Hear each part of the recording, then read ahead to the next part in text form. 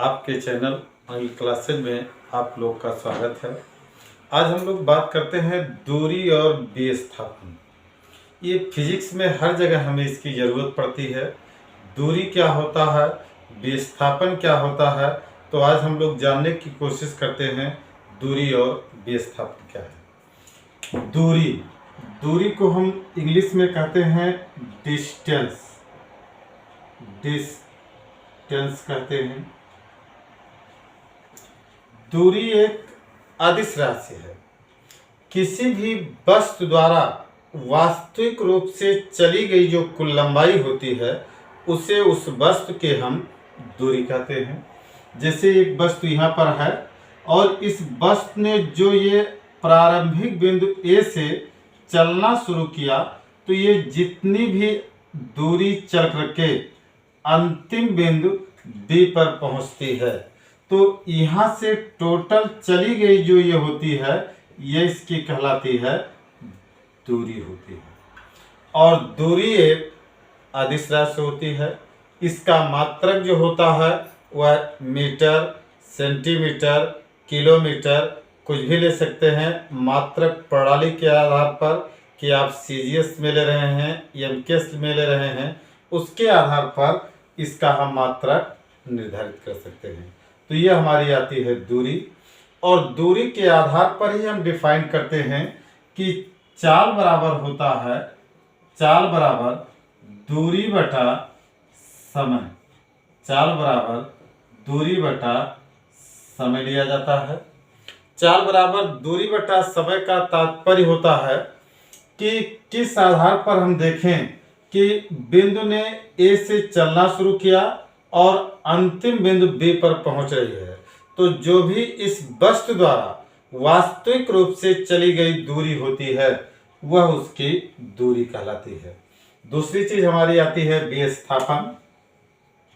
अगर हम बात करते हैं विस्थापन की, तो विस्थापन जो होता है यह एक, इसका इंग्लिश होता है डिस्प्लेसमेंट होता है।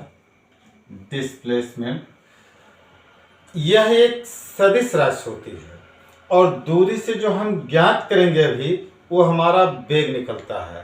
और जब विस्थापन हमारा सदिश राशि होता है तो वेग भी क्या होगा, सदिश राशि होगा। और वेग बराबर हम निकालते हैं, वेग बराबर जो निकलता है ये निकलता है विस्थापन बटे समय। वेग बराबर निकलता है विस्थापन बटे समय निकलता है। अब बात आती है कि हम विस्थापन कहते किसे हैं। तो किसी भी वस्तु द्वारा मान लेते हैं यह इसकी प्रारंभिक बिंदु ये है और इसने इस प्रकार से चलना शुरू किया और ये अंतिम बिंदु बी पर पहुंची हुई है, तो जो ये कुल दूरी चली गई है इस वस्तु द्वारा ये हमारा दूरी कहलाएगा। लेकिन अब विस्थापन क्या होगा, तो उस वस्तु द्वारा प्रारंभिक स्थिति से अंतिम बिंदु बी तक जो वायवीय दूरी चली जाती है इसे हम बोलते हैं विस्थापन। यहीं से अगर एक चीज हम देखें तो और भी क्लियर हो जा रहा है कि जो दूरी होगी ये विस्थापन से अधिक होगी। लेकिन हर केस में ऐसा नहीं हो सकता है कि जो दूरी है यह विस्थापन से अधिक ही हो।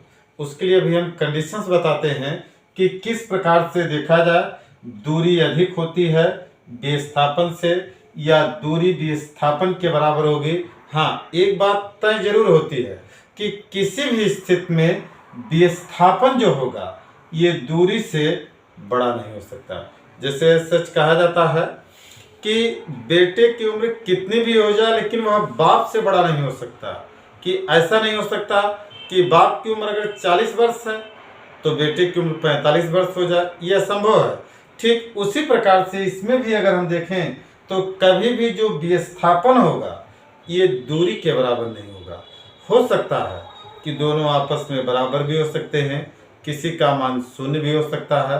लेकिन अब देखने वाला इंटरेस्टिंग की इसमें यह आता है कि आखिर किसका मान शून्य हो सकता है और किसका मान अधिकतम हो सकता है। उसको देखने के लिए हम 3 डायग्राम लेते हैं। और उस डायग्राम की सहायता से हम समझने की कोशिश करते हैं कि दूरी और विस्थापन में डिफरेंस क्या है।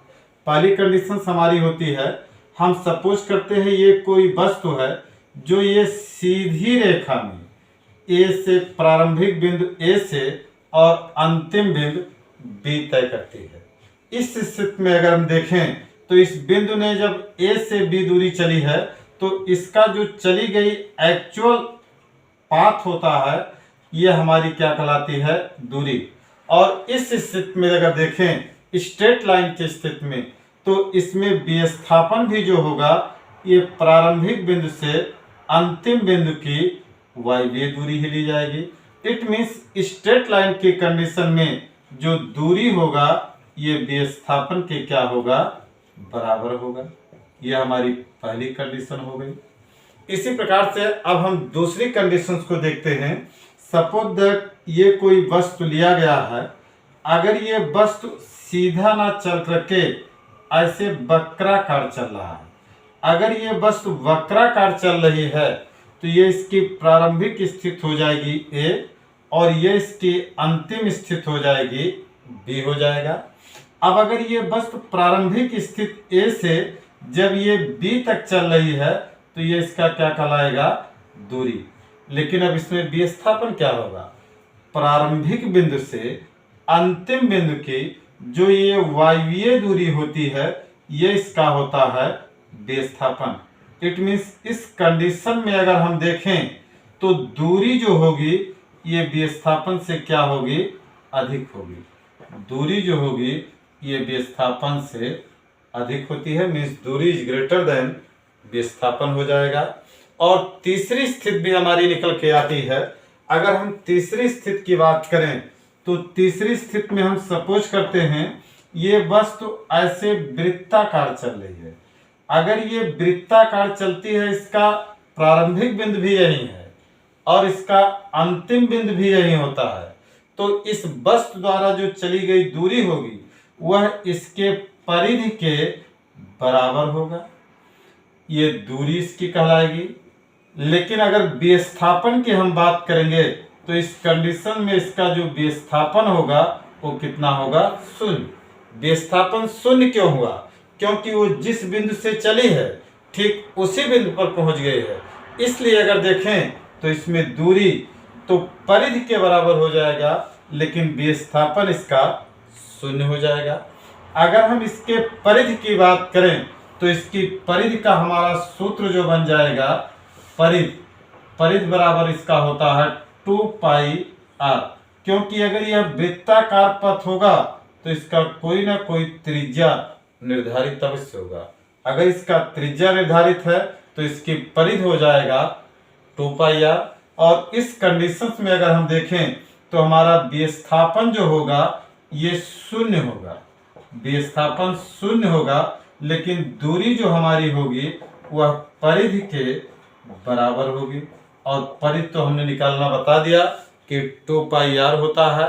और पाई का जो यहाँ मान लेंगे वो आप इच्छा अनुसार चाहे तो 22/7 भी ले सकते हैं या चाहे तो 3.14 भी ले सकते हैं।